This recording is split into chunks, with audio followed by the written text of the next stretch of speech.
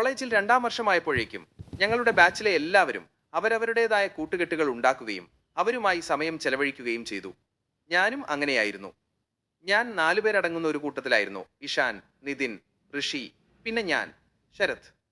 ഞങ്ങളിൽ ഇഷാനും ഋഷിയും അക്കാദമിക് പശ്ചാത്തലത്തിൽ മികച്ച പ്രകടനം കാഴ്ചവെച്ചവരായിരുന്നു. എന്നാൽ ഞാൻ ജീവിതകാലം മുഴുവൻ ഒരു ശരാശരി വിദ്യാർത്ഥിയായിരുന്നു. ചില പ്രധാന പരീക്ഷകളിൽ മാത്രം നല്ല മാർക്ക് നേടി ജയിച്ചിട്ടുണ്ട്.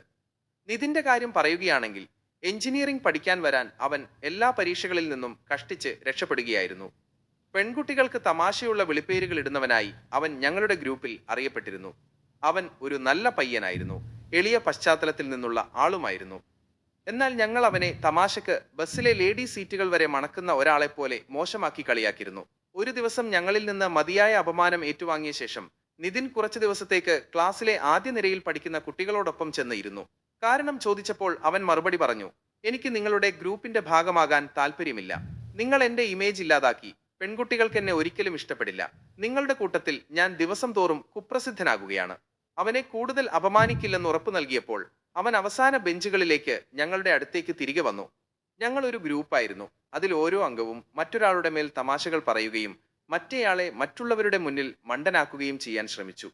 അതേ കാരണം കൊണ്ട് എനിക്ക് ഈ ഗ്രൂപ്പിന്റെ ഭാഗമാകാൻ ഇഷ്ടമായിരുന്നു. ഞങ്ങളുടെ കൂട്ടത്തിൽ ഋഷി മാത്രമായിരുന്നു ഒരപവാദം. അവൻ വളരെ പഠിപ്പിസ്റ്റായ ഒരു പയ്യനായിരുന്നു. സാധാരണയായി അവൻ ക്ലാസ്സുകളിൽ നോട്ടുകൾ എടുക്കുന്ന തിരക്കിലായിരിക്കും. കൂടാതെ വളരെ അച്ചടക്കമുള്ളവനുമായിരുന്നു. അതിനാൽ ഞങ്ങൾ സാധാരണയായി മറ്റുള്ളവരെ കളിയാക്കുന്നതിനേക്കാൾ കുറഞ്ഞ തമാശകളെ അവനെ കളിയാക്കാൻ ഉപയോഗിച്ചിരുന്നുള്ളൂ. അവൻ ഞങ്ങൾക്കൊരു ദൈവദാനം പോലെയായിരുന്നു. കാരണം അവന്റെ ക്ലാസ് നോട്ടുകളില്ലാതെ ഞങ്ങൾക്കാർക്കും ഒരു പരീക്ഷയും ജയിക്കാൻ കഴിയില്ലായിരുന്നു. ഞങ്ങൾക്കിടയിൽ ഒരു പൊതുവായ കാര്യമുണ്ടായിരുന്നു. അത് ഞങ്ങളെ ആദ്യം തന്നെ അടുപ്പിച്ചു. ഞങ്ങൾ സഹപാഠികളിൽ ചുരുക്കം ചിലർ മാത്രമേ കോളേജ് ഹോസ്റ്റലിലോ കോളേജിനടുത്തോ താമസിക്കാത്തവരുണ്ടായിരുന്നുള്ളൂ. ഞങ്ങൾ നഗരവാസികളായിരുന്നു. ദൂരെ നിന്ന് കോളേജിലേക്ക് യാത്ര ചെയ്യുന്നവരുമായിരുന്നു. മിക്കവാറും ക്ലാസ്സുകൾക്ക് ശേഷം ഞങ്ങൾ പാർക്കിംഗ് ലോട്ടിലോ കോളേജ് ക്യാൻറ്റീനിലോ സമയം ചെലവഴിക്കും. ഞങ്ങളുടെ ചർച്ചകൾ കോളേജ് വിദ്യാർത്ഥികൾ സാധാരണയായി സംസാരിക്കുന്ന വിഷയങ്ങളായ കാറുകൾ, ബൈക്കുകൾ, സ്പോർട്സ്, പെൺകുട്ടികൾ തുടങ്ങിയവയെക്കുറിച്ചായിരുന്നു. ഒരു ദിവസം ഞങ്ങളുടെ ക്ലാസ്സുകൾ തുടങ്ങുന്നതിന് മുൻപ് ഇഷാനും ഞാനും അവന്റെ കൃഷിനെക്കുറിച്ചുള്ള ഒരു രസകരമായ സംഭാഷണത്തിൽ മുഴുകിയിരിക്കുകയായിരുന്നു. തലേ ദിവസം രാത്രി ഒരു അപരിചിതൻ അവനെ വിളിച്ച് അവൻ ഇഷ്ടപ്പെടുന്ന പെൺകുട്ടിയിൽ നിന്ന് അവനോട് പിന്മാറാൻ ആവശ്യപ്പെട്ടിരുന്നു. ഞങ്ങൾ ആ വിഷയത്തെക്കുറിച്ച് സംസാരിച്ച് ചിരിച്ച് മറിയുകയായിരുന്നു. ഞങ്ങൾ കോളേജ് കെട്ടിടത്തിനും ക്യാൻറ്റീനും ഇടയിൽ നിൽക്കുമ്പോൾ ധാരാളം വിദ്യാർത്ഥികൾ ഞങ്ങളെ കടന്നുപോയിരുന്നു. അപ്പോൾ ഞങ്ങളുടെ സംസാരത്തിനിടയിൽ ഞാൻ കഷ്ടിച്ചു കേട്ടു, നവ്യയുടെ ജന്മദിനം മറ്റന്നാളാണ്. നമുക്ക് പ്ലാൻ ചെയ്യണം. ആരാണത് പറഞ്ഞതെന്ന് കണ്ടെത്താൻ ഞാൻ പെട്ടെന്ന് തിരിഞ്ഞു. ഞങ്ങളുടെ ബാച്ചിലെ പല പയ്യന്മാരും ഞങ്ങളെ ചുറ്റിപ്പറ്റി നിന്നിരുന്നത് കൊണ്ട് ആരാണത് പറഞ്ഞതെന്ന് എനിക്ക് ഉറപ്പില്ലായിരുന്നു. അത് ശരിയാണോ കേട്ടതെന്നും എനിക്ക് ഉറപ്പില്ലായിരുന്നു. നവ്യയുടെ ജന്മദിനം മറ്റന്നാളാണെന്ന് എന്നല്ലേ കേട്ടത്? ഞാൻ ആലോചിച്ചു. ഇഷാൻ എന്റെ തോളിൽ തട്ടി എന്റെ ചിന്തയെ തടസ്സപ്പെടുത്തി ചോദിച്ചു, എന്താടാ, നീ എന്തിനാ പെട്ടെന്ന് തിരിഞ്ഞു നോക്കിയത്? അതെന്നെ ആരോ പേര് വിളിച്ചെന്ന് തോന്നി. ഞാൻ കള്ളം പറഞ്ഞു. അവൻ എന്നെ കുറച്ചുനേരം തുറച്ചു നോക്കി സംശയത്തോടെ പറഞ്ഞു, നീ എന്നോട് എന്തോ ഒളിക്കുന്നുണ്ടെന്ന് തോന്നുന്നു. എന്താണ് നിന്റെ മനസ്സിൽ? ഒന്നുമില്ലടാ. നീ എന്തിനാ അങ്ങനെ ചിന്തിക്കുന്നത്? ഞാൻ സാധാരണ പോലെ പറഞ്ഞു. ഇനി നമുക്ക് ക്ലാസ്സിലേക്ക് പോകാം. ഞങ്ങൾ ക്ലാസ്സിലേക്ക് നടന്നു. ഇനി ആരായിരുന്നു നവ്യ എന്ന് ഞാൻ പറയാം. അവളുടെ മുഴുവൻ പേര് നവ്യ ഭാർഗവ എന്നായിരുന്നു. അവൾ ഞങ്ങളുടെ കോളേജിലെ മികച്ച വിദ്യാർത്ഥികളിൽ ഒരാളായിരുന്നു. അവളുടെ കണ്ണുകൾ എന്നെ എപ്പോഴും വേട്ടയാടിയിരുന്നു. എത്ര വേണമെങ്കിലും നോക്കിയാലും മതിവരാത്തത്ര. കോളേജിലെ ആദ്യ ദിവസം തന്നെ അത് ആദ്യ കാഴ്ചയിലെ പ്രണയമായിരുന്നു എന്നെനിക്ക് പറയാൻ കഴിയും. അന്ന് ഞാൻ അവളെ കണ്ട് അത്രയും പ്രണയത്തിലായിപ്പോയി. ക്ലാസ്സുകൾക്ക് ശേഷം അറിയാതെ ഞാൻ അവളെ പിന്തുടർന്നു. പിന്നിൽ നിന്ന് അവളെക്കുറിച്ച് അധികം കാര്യങ്ങൾ ശ്രദ്ധിക്കാൻ കഴിഞ്ഞില്ല. പക്ഷേ ഞാൻ ശ്രദ്ധിച്ച കുറഞ്ഞ കാര്യങ്ങൾ പോലും വളരെ മികച്ചതായിരുന്നു. അവളുമായി ഒരു സംഭാഷണം തുടങ്ങുന്നതിനെക്കുറിച്ച് ഞാൻ സ്വപ്നം കാണുകയായിരുന്നു. അപ്പോഴാണ് ഒരു കൂട്ടം സീനിയർമാർ എന്നെ റാഗിങ്ങിനായി ഒരു മൂലയിലേക്ക് വലിച്ചിഴച്ചത്. അങ്ങനെ എനിക്കവളെ കാണാതായി. ഈ പന്ന സീനിയർമാർ. അവളെക്കുറിച്ച് എന്നെ ഏറ്റവും ആകർഷിച്ചത് അവളുടെ എനർജിയായിരുന്നു. അവൾ അത്രയും ആകർഷകമായ ഊർജത്തോടെ കുതിച്ചു ചാടുന്ന നടത്തം നടക്കും. ചിലപ്പോൾ അവൾ തെന്നിമാറുന്ന ദുപ്പട്ട പിടിച്ച് സ്റ്റൈലായി തോളിലേക്കിടും. ആ കാഴ്ച ഒരു ബോളിവുഡ് സിനിമയിൽ നിന്ന് എടുത്ത പോലെയായിരുന്നു. രഹസ്യമായി 2ാം വർഷമായപ്പോഴേക്കും എനിക്കവളോട് വലിയ ക്രഷ് ഉണ്ടായിരുന്നു. എന്നിട്ടും അവളെക്കുറിച്ച് എന്റെ കൂട്ടുകാരോട് ഒന്നും പറഞ്ഞില്ല. അത് അവരിൽ നിന്ന് രഹസ്യമായി സൂക്ഷിക്കാനായിരുന്നു ഞാൻ ആഗ്രഹിച്ചത്. പക്ഷേ നിർഭാഗ്യവശാൽ അത് നവ്യയുടെ കൂട്ടുകാർക്കിടയിൽ അത്ര രഹസ്യമായിരുന്നില്ല. ഒരിക്കൽ ക്ലാസ്സിൽ സ്വപ്നലോകത്ത് മുഴുകി നവ്യയെ നോക്കിയിരിക്കുമ്പോൾ അവളും കൂട്ടുകാരി അൽക്കയും എന്നെ കയ്യോടെ പിടികൂടി. അവർ ചിരിച്ചു. അധ്യാപകൻ അവരെ ശ്രദ്ധിക്കുകയും ഡെസ്കിൽ എഴുന്നേൽപ്പിച്ച് നിർത്തുകയും ചെയ്തു. തമാശയ്ക്ക് ടീച്ചർ അവരെ ക്ലാസ്സിൽ നിന്ന് പുറത്താക്കിയിരുന്നെങ്കിൽ എന്നുവരെ ഞാൻ ആഗ്രഹിച്ചു. പകരം ചില ചോദ്യങ്ങൾ ചോദിച്ച ശേഷം അധ്യാപകൻ അവരെ ഇരിക്കാൻ അനുവദിച്ചു. അത് എന്നെ നിരാശപ്പെടുത്തി. നിങ്ങൾക്ക് എപ്പോഴും ചെറിയ ചെറിയ പ്രശ്നങ്ങൾ ഉണ്ടാക്കുന്ന ഒരാൾ നിങ്ങളുടെ ശത്രുവായിരിക്കണമെന്നില്ല.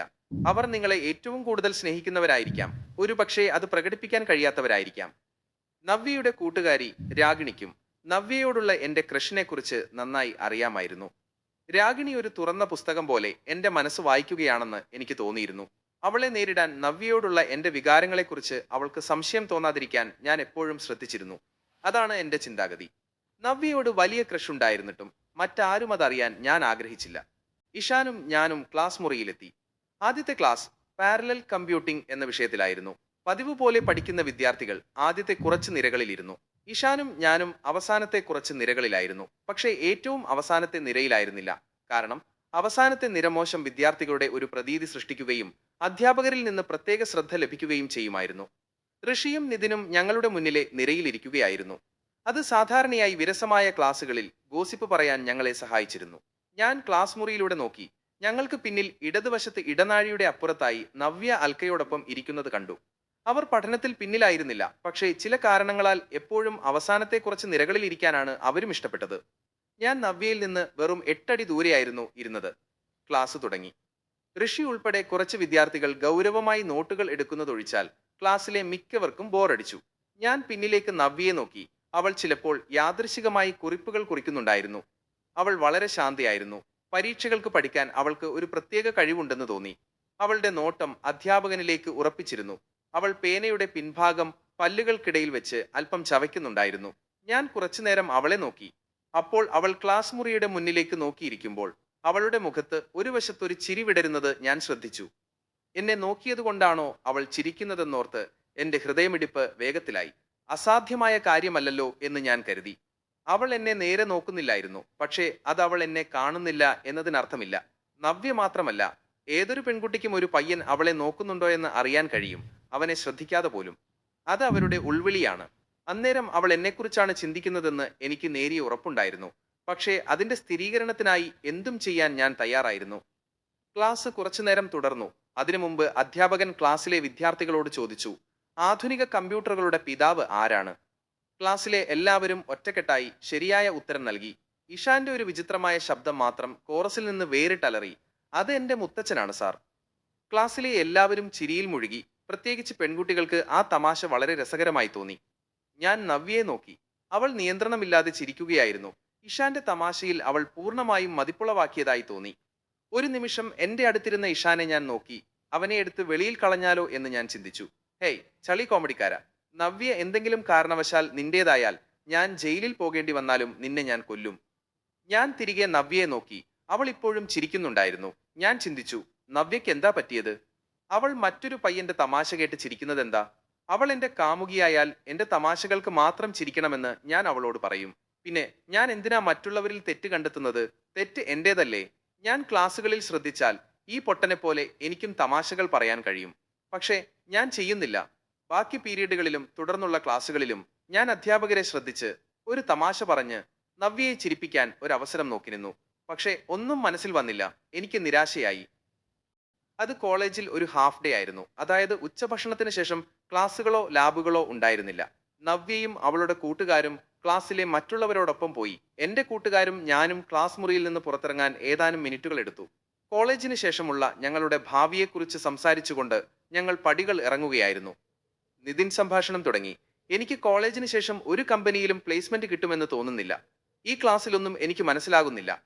അപ്പോ ഞങ്ങൾക്ക് ക്ലാസ്സുകൾ പൂർണ്ണമായി മനസ്സിലാകുന്നുണ്ടെന്ന് നീ കരുതുന്നുണ്ടോ? ഇഷാൻ മറുപടി പറഞ്ഞു. സിസ്റ്റത്തിലെ ഒരു ഭാഗമായി വിദ്യാർത്ഥികളെ മാറ്റാൻ മാത്രമാണ് കോളേജ് ഉണ്ടാക്കിയിരിക്കുന്നത്. സത്യം. ഞാൻ ഇഷാനുമായി യോജിച്ചു. ഈ മുഴുവൻ സിസ്റ്റവും വളഞ്ഞതാണ്. ഞങ്ങൾ സന്തോഷവാനായിരിക്കാൻ അവർ ആഗ്രഹിക്കുന്നില്ല. എഞ്ചിനീയറിംഗ് ബിരുദം 4 വർഷം ഒന്നും ചെയ്യാതെയും ഓരോ വിദ്യാർത്ഥിക്കും കോളേജ് ഒരു കാമുകിയെ നൽകിയിരുന്നെങ്കിൽ എന്ന് ഞാൻ ആഗ്രഹിക്കുന്നു. ഡ്യൂഡ്, ഇത് ബാങ്കോക്ക് അല്ല. ഇഷാൻ എന്നെ കളിയാക്കി. ഇപ്പോഴും നീ സ്വപ്നലോകത്താണെന്ന് തോന്നുന്നു. ശരത് മോനെ, ഉണരൂ. ഋഷി എന്റെ വലതു തോളിൽ കുലുക്കി പറഞ്ഞു. അപ്പോൾ നമ്മൾ കോളേജിന് ശേഷമുള്ള ജോലിയെക്കുറിച്ചാണ് സംസാരിച്ചത്. ഞാൻ വീണ്ടും വിഷയം മാറ്റി സംഭാഷണം തുടർന്നു. സംഭാഷണത്തിനിടയിൽ ഞങ്ങൾ കോളേജ് കെട്ടിടത്തിൽ നിന്ന് പുറത്തു വന്നു. അന്ന് ചൂടുള്ള ഒരു ദിവസമായിരുന്നു. ഞങ്ങൾ വേഗത്തിൽ മൂലയിലുള്ള പാർക്കിംഗ് ലോട്ടിലേക്ക് നടന്നു. ഇഷാൻ സംഭാഷണം തുടർന്നു. പ്ലേസ്മെന്റിന്റെ കാര്യത്തിൽ ഋഷിക്ക് നമ്മളിൽ മികച്ച ജോലി ലഭിക്കും. അവൻ മൈക്രോസോഫ്റ്റ് പ്ലേസ്മെന്റിന് അർഹനാണ്. ഡ്യൂഡ്, എന്നെ ഇപ്പോൾ എയറിൽ കയറ്റുന്നത് നിർത്തു, ഋഷി കളിയാക്കി പറഞ്ഞു. നിങ്ങൾ സെമസ്റ്റർ പരീക്ഷകൾക്ക് മുൻപ് എന്റെ ക്ലാസ് നോട്ടുകൾ വാങ്ങാൻ എപ്പോഴും ഇങ്ങനെ സോപ്പ് പതപ്പിക്കാറുണ്ട്. വിഷമിക്കേണ്ട, നിങ്ങൾ എന്നെ സോപ്പ് തേച്ചില്ലെങ്കിലും എന്റെ നോട്ടുകൾ ഞാൻ തരും, അവൻ കൂട്ടിച്ചേർത്തു. ഞങ്ങൾ അവന്റെ വാക്കുകൾ കേട്ട് ചിരിച്ചു. ഒരുപക്ഷെ ഋഷിക്ക് മികച്ച ജോലി ലഭിക്കും, പക്ഷെ നിതിന്റെ ഭാവിയായിരിക്കും നമ്മളിൽ മികച്ചത്, ഞാൻ പറഞ്ഞു. എന്റെ പ്രസ്താവന കേട്ട് നിതിൻ ആശയക്കുഴപ്പത്തിലായി. എല്ലാ പരീക്ഷകളും എന്തെങ്കിലും വഴിക്ക് ജയിക്കാൻ അവൻ അവന്റെ എല്ലാ ഗ്രാമദേവതകളോടും പതിവായി പ്രാർത്ഥിക്കുമായിരുന്നു. എന്നിട്ടും ഞങ്ങളിൽ എങ്ങനെയാണ് അവന് മികച്ച ഭാവി ഉണ്ടാകുക എന്നത് അവന്റെ ചിന്തകൾക്കപ്പുറമായിരുന്നു. എന്തുകൊണ്ട്? ഇഷാൻ ആകാംക്ഷയോടെ ചോദിച്ചു. ഇഷാൻ, നിനക്ക് ഓർമ്മയില്ലേ നിതിന്റെ കാമുകിയുടെ അച്ഛന് അവന്റെ ഗ്രാമത്തിൽ 3 പെട്രോൾ പമ്പുകൾ ഉണ്ടെന്ന്? ഞാൻ തമാശ പറഞ്ഞു. ഇഷാനും ഋഷിയും എന്നോടൊപ്പം ചേർന്നു. അതെ, ഞങ്ങൾ ഓർക്കുന്നു. നിതിന് സ്ത്രീധനമായി ഒരു പെട്രോൾ പമ്പ് കിട്ടും. നിതിൻ എന്റെ പിന്നാലെ വന്ന് എന്റെ പുറകിൽ തല്ലാൻ ശ്രമിച്ചു. മൈത്രേയ, അവൻ പരിഹാസത്തോടെ ദേഷ്യത്തിൽ ശകാരിച്ചു. നിനക്ക് പണവും പെൺകുട്ടിയെയും കിട്ടും. ഒരു സുരക്ഷിതമായ ഭാവിക്കു വേണ്ടി നിനക്കെന്താ വേണ്ടത്? ഇഷാൻ ചോദിച്ചു. ഡ്യൂഡ്, എനിക്ക് അവളോട് അത്രയും ശക്തമായ ഇഷ്ടം തോന്നിയിട്ടില്ല. ഇത് തൽക്കാലത്തേക്ക് മാത്രം, നിതിൻ നെറ്റിച്ചുളിച്ച് പറഞ്ഞു. അവളെ കെട്ടിക്കോ ബ്രോ, ഞങ്ങൾക്ക് സൗജന്യ പെട്രോൾ കിട്ടും, ഇഷാൻ തമാശ പറഞ്ഞു.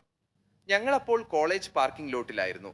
പാർക്കിംഗ് സ്ഥലം കോളേജ് കെട്ടിടത്തിന് തൊട്ടടുത്തായതുകൊണ്ട് ഉച്ചയ്ക്ക് കെട്ടിടത്തിന്റെ നിഴൽ അവിടെ വീഴും. കാറ്റിന് തടസ്സമില്ലാത്ത ഒരു താഴ്ന്ന മതിൽ കൊണ്ട് ചുറ്റപ്പെട്ടതുകൊണ്ട് ഉച്ച കഴിഞ്ഞ് സമയം ചെലവഴിക്കാൻ പറ്റിയ ഒരിടമായിരുന്നു അത്. ഇഷാന്റെ നോട്ടം പാർക്കിംഗ് ലോട്ടിലെ ഒരു പുതിയ കറുത്ത കാറിലേക്ക് നീണ്ടു. ദേവ് പുതിയ ഹോണ്ട സിറ്റി വാങ്ങിയതാണ്, ഇഷാൻ കാർ ചൂണ്ടി പറഞ്ഞു. കഴിഞ്ഞ കുറച്ച് ദിവസങ്ങളായി അവൻ അത് വെച്ച് പെൺകുട്ടികളുടെ മുന്നിൽ ഷോ ഇറക്കുന്നു. എന്നിട്ടും പെൺകുട്ടികൾ അവനെ നോക്കുന്നില്ല, നിതിൻ കളിയാക്കി പറഞ്ഞു. ഞങ്ങളെല്ലാവരും ചിരിച്ചു. അവന്റെ അച്ഛന്റെ കാശ് കൊണ്ട് വാങ്ങിയതാവണം, ഞാൻ കൂട്ടിച്ചേർത്തു. അല്ലെങ്കിൽ ആ തോൽവിക്ക് എങ്ങനെ ഈ കാശ് താങ്ങാൻ പറ്റും? നിതിൻ ചോദിച്ചു. ഞാൻ ഇന്നലെ അവന്റെ കാർ എടുത്ത് വൈകുന്നേരം നഗരത്തിൽ കറങ്ങി, ഇഷാൻ അഭിമാനത്തോടെ പറഞ്ഞു. അവന്റെ വാക്കുകൾ കേട്ട് ഞങ്ങൾ ഞെട്ടിപ്പോയി. നിനക്കെങ്ങനെ അവന്റെ കാർ ഓടിക്കാൻ കിട്ടി? ഞാൻ ചോദിച്ചു. ഞാൻ അവനോട് അവന്റെ പെൺകുട്ടികളെ വളക്കുന്ന കഴിവുകളെക്കുറിച്ച് 1 മണിക്കൂർ പുകഴ്ത്തി. എന്നിട്ട് അവസാനം അവന്റെ കാർ ഒന്ന് ഓടിച്ചു നോക്കാൻ ചോദിച്ചു. അവൻ എങ്ങനെ പറ്റില്ല എന്ന് പറയും. പക്ഷേ ഓടിച്ചപ്പോൾ അത്ര സുഖമുണ്ടായിരുന്നില്ല, ഇഷാൻ മറുപടി പറഞ്ഞു. എന്തുകൊണ്ട്? ഞാൻ ചോദിച്ചു.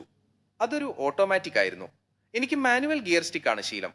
അതുകൊണ്ട് എനിക്ക് മാനുവൽ കാർ ഓടിക്കുന്നത് മാത്രമേ ഇഷ്ടമുള്ളൂ, ഇഷാൻ പരിഭവിച്ചു. അതെ, എനിക്കത് മനസ്സിലായി. മാനുവൽ കാർ നമ്മുടെ കൈകൾ നിരന്തരം ഇളക്കി ഗിയർ മാറ്റാൻ പ്രേരിപ്പിക്കുന്നു. അതാണ് രസം, ഞാൻ മുഖത്ത് യാതൊരു ഭാവവുമില്ലാതെ പറഞ്ഞു.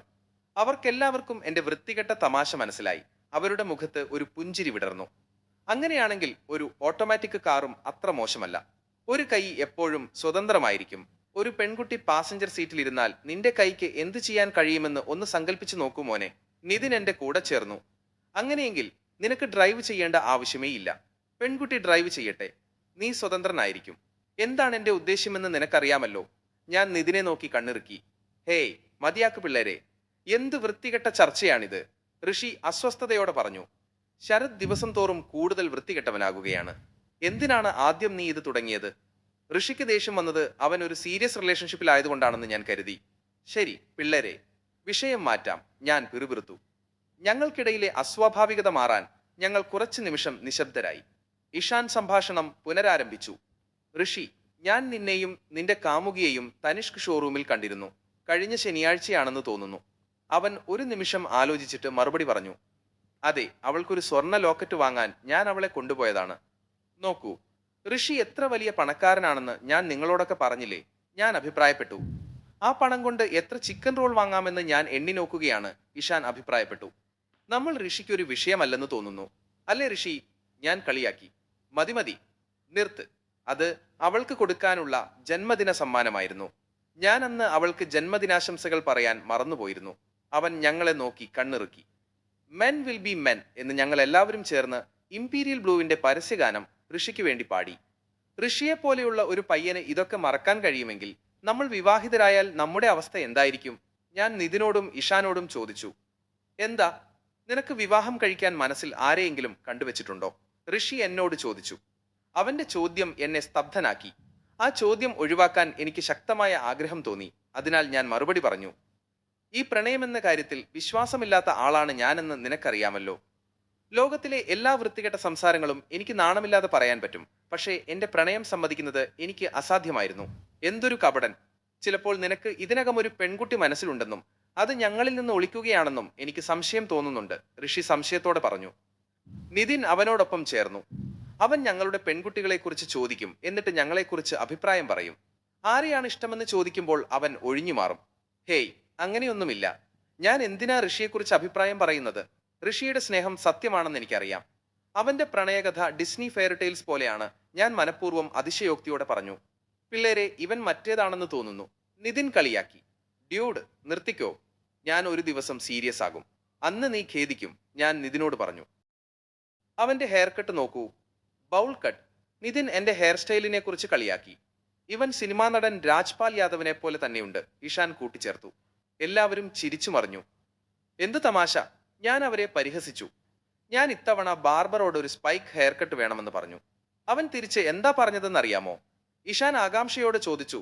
എന്താ അവൻ പറഞ്ഞത്? നിന്റേതങ്ങനെ പൊങ്ങില്ല. എല്ലാവരും ചിരിയിൽ പൊട്ടിത്തെറിച്ചു. ശരിക്കും, ഡ്യൂഡ്? ഇഷാൻ അവിശ്വസനീയതയോടെ ചോദിച്ചു. അവൻ അങ്ങനെ പറഞ്ഞോ? അതെടാ, അവൻ എന്നോട് അങ്ങനെ പറഞ്ഞെന്ന് എനിക്ക് വിശ്വസിക്കാൻ കഴിഞ്ഞില്ല, ഞാൻ പറഞ്ഞു. ഞാൻ അവനെ ഗൗരവത്തോടെ നോക്കിയപ്പോൾ അവൻ എന്റെ മുടി കനം കുറഞ്ഞതുകൊണ്ട് സ്പൈക്ക് ചെയ്യാൻ കഴിയില്ലെന്ന് വിശദീകരിച്ചു. അവൻ നിന്നെ വിഡ്ഢിയാക്കി, നിതിൻ ചിരിച്ചുകൊണ്ട് അഭിപ്രായപ്പെട്ടു. എനിക്കറിയാം, ഞാൻ മറുപടി പറഞ്ഞു. നമ്മുടെ ഗ്രൂപ്പിൽ എന്തുകൊണ്ടാണ് എപ്പോഴും നിനക്ക് മാത്രം ഇത് സംഭവിക്കുന്നത്? ഇഷാൻ തമാശയായി ചോദിച്ചു. കാരണം ഇത്തരം കാര്യങ്ങൾ നിങ്ങളുമായി പങ്കിടുന്ന ഏകയാൾ ഞാനാണ്. ബാക്കിയുള്ളവരെല്ലാം നാണിച്ചൊളിക്കുന്നു, ഞാൻ തിരിച്ചടിച്ചു. ഇഷാനോടുള്ള എന്റെ മൂർച്ചയേറിയ പരാമർശങ്ങൾ കാരണം അവിടെ അല്പം നിശബ്ദത നിറഞ്ഞു. അതിനുശേഷം നിതിൻ സംഭാഷണം പുനരാരംഭിച്ചു. കൂട്ടുകാരെ, ഞാൻ നമ്മുടെ കോളേജിൽ ഒരാളെക്കുറിച്ച് പകൽക്കിനാവ് കാണുകയാണ്. എനിക്കറിയാമായിരുന്നു, ഞാൻ ആവേശത്തോടെ പറഞ്ഞു. നിതിനെ പോലെ ഒരാൾ കോളേജിൽ ആരെയും കുറിച്ച് ഫാന്റസി ചെയ്യാതിരിക്കുന്നത് അസാധ്യം. എത്ര കാലമായി നീ ഈ രഹസ്യം ഞങ്ങളിൽ നിന്ന് ഒളിച്ചു വെക്കുന്നു? ഇന്നലെയാണ് ഇത് സംഭവിച്ചത്. ഇലക്ട്രോണിക്സ് ലാബിൽ എനിക്ക് ഒന്നും മനസ്സിലാകുന്നില്ലായിരുന്നു. മണ്ടൻ ബ്രെഡ് ബോർഡും IC സർക്യൂട്ടും. അപ്പോൾ ഞാൻ ചുറ്റും നോക്കി. അപ്പോൾ ഒരാൾ അവളുടെ പ്രാക്ടിക്കൽ പരീക്ഷണങ്ങളിൽ മുഴുകിയിരിക്കുന്നത് ഞാൻ ശ്രദ്ധിച്ചു.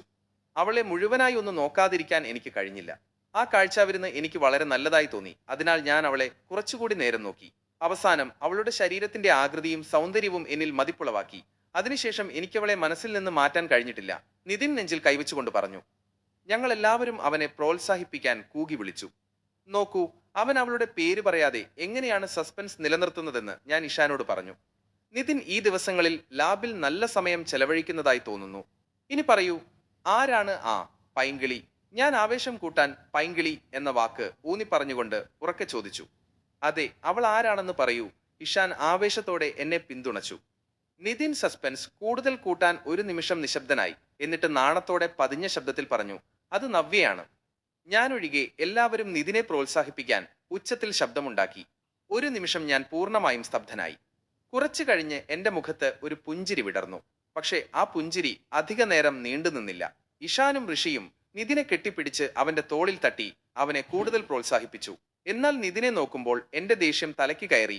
എനിക്ക് അല്പം തല കറങ്ങുന്നത് പോലെ തോന്നി. കുറച്ചു കഴിഞ്ഞ് എല്ലാവരും എന്റെ മുഖത്തേക്ക് ആശയക്കുഴപ്പത്തോടെ നോക്കി. ഇപ്പോൾ നിനക്ക് എന്തുപറ്റി? ഒരു മണ്ടനെ പോലെ ഇരിക്കുന്നല്ലോ, ഇഷാൻ വെറുപ്പോടെ പറഞ്ഞു. ഞാൻ അവന്റെ ചോദ്യം അവഗണിച്ച് നിതിനെ നോക്കി. നിന്നോടൊരു ചോദ്യം ചോദിക്കട്ടെ? ഞാൻ നിതിനോട് കർശനമായി ചോദിച്ചു. എല്ലാവരും എന്റെ മുഖത്ത് നോക്കി ഉറക്കെ ചിരിച്ചു. പക്ഷേ നീ ഇത് പറയൂ, നിനക്ക് നിന്റെ ഗ്രാമത്തിൽ ഒരു കാമുകിയുണ്ടല്ലോ. ഞാൻ പറയുന്നത് ശരിയല്ലേ? ഞാൻ ദേഷ്യത്തോടെ ചോദിച്ചു. അവരെല്ലാവരും ആശയക്കുഴപ്പത്തോടെ പരസ്പരം നോക്കി. നിതിൻ മറുപടി പറഞ്ഞു, അതെ. അതിനിപ്പോ എന്താ? നീ കോളേജിൽ ഒരു ടൈം പാസ് പെൺകുട്ടിയാണ് തേടുന്നതെങ്കിൽ ടൈം പാസ് തേടുന്ന ഒരാളെ നോക്കുക. നവ്യ നല്ലൊരു കുടുംബത്തിൽ നിന്നുള്ള കുട്ടിയാണ്. അവൾ ഒരു ടൈം പാസ് മെറ്റീരിയൽ അല്ല. ഞാൻ ഏതാണ്ട് അവനോട് അലറി. നിതിൻ സാവധാനത്തിൽ കുറച്ച് നാടകീയമായി കൈയടിച്ചു. നമ്മുടെ ഈ കൊച്ചു മൈനസിന്റെ പ്രതിഭയെ നോക്കൂ, അവൻ എന്നെ ചൂണ്ടിപ്പറഞ്ഞു. ഒരു പെൺകുട്ടിയുടെ മുഖം നോക്കി അവൾ നല്ല കുടുംബത്തിൽ നിന്നുള്ളതാണോ അല്ലയോ എന്ന് അവന് പറയാൻ കഴിയും. ഇവനൊരു കഴിവേറി തന്നെ. നിന്നോട് തർക്കിക്കാൻ വയ്യ, ഞാൻ അസ്വസ്ഥതയോടെ പറഞ്ഞു. ഹേയ് ശരദ്, ഋഷി ഇടപെട്ടു. നിനക്ക് നവ്യയെ ഇഷ്ടമാണെങ്കിൽ ഞങ്ങളോട് സമ്മതിക്ക്. അവൻ നിന്റെ പെൺകുട്ടിയെക്കുറിച്ച് പിന്നെ പറയില്ല. ഞങ്ങളോട് സമ്മതിച്ചാൽ എന്താ നിനക്ക്? അവൻ നിശ്വസിച്ചു. ഋഷി, അങ്ങനെയൊന്നുമില്ല. പക്ഷേ നിതിൻ, അവളുടെ മാന്യതയെ ബഹുമാനിക്കണം. അവനൊരു നല്ല കുട്ടിയെക്കുറിച്ച് അസംബന്ധം പറയാൻ പാടില്ല, ഞാൻ ദൃഢമായി പറഞ്ഞു. ആരാ ഈ മാന്യതയെക്കുറിച്ച് സംസാരിക്കുന്നതെന്ന് നോക്കൂ, നിതിൻ എന്നെ പരിഹസിച്ചു. പെൺകുട്ടികളെക്കുറിച്ച് തോന്നിയാസം പറയാൻ ഒരു അവസരവും വിട്ടുകളയില്ല. എന്നിട്ടിപ്പോൾ അവൻ ആരുടെയോ മാന്യതയെക്കുറിച്ച് ശ്രദ്ധിക്കുന്നു. നിനക്കറിയാമോ ശരത്, ഇന്നു മുതൽ ഞാൻ എല്ലാ ദിവസവും നവ്യയെ നോക്കും. നിനക്കെന്തു ചെയ്യാൻ കഴിയുമെന്ന് എനിക്ക് കാണണമല്ലോ. അവൻ ദേഷ്യത്തോടെ കൂട്ടിച്ചേർത്തു. ഞാൻ തല അല്പം കുലുക്കി. പോടാ നാറി എന്ന് ശകാരിച്ചു. എനിക്ക് ദേഷ്യം സഹിക്കാനാവാതെ ആ സ്ഥലം വിടാൻ ഞാൻ എന്റെ ബൈക്കിനടുത്തേക്ക് നീങ്ങി. നീ അത് കേട്ടോ? നിതിൻ ഋഷിയോടും ഇഷാനോടും ചോദിച്ചു. അവൻ ഒരു മണ്ടൻ കാരണത്തിന് എന്നെ ചീത്ത പറയുകയാണ്. എനിക്കവനെ ഒരു മാനസിക രോഗിയായി തോന്നുന്നു, നിതിൻ പല്ലിറുമി പറഞ്ഞു. ഞാൻ ബൈക്ക് സ്റ്റാർട്ട് ചെയ്ത് അവരെ തിരിഞ്ഞു നോക്കാതെ ആ സ്ഥലം വിട്ടു. രാത്രി 1 മണി.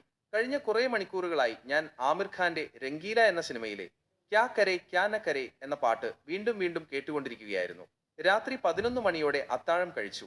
അതിനുശേഷം കിടക്കയിൽ മലർന്നു കിടന്ന് സീലിംഗിലേക്ക് നോക്കി പാട്ടിന്റെ വരികളുടെ അർത്ഥം കണ്ടെത്താൻ ശ്രമിക്കുകയായിരുന്നു. പാട്ടിലെ ഓരോ വാക്കും എന്റെ സാഹചര്യത്തെ കൃത്യമായി വിവരിച്ചു. ആ പാട്ട് എന്നെപ്പോലുള്ളവർക്ക് വേണ്ടി എഴുതിയതാണെന്ന് തോന്നി. പാട്ടിന്റെ താളം വളരെ ഉന്മേഷദായകമായിരുന്നു.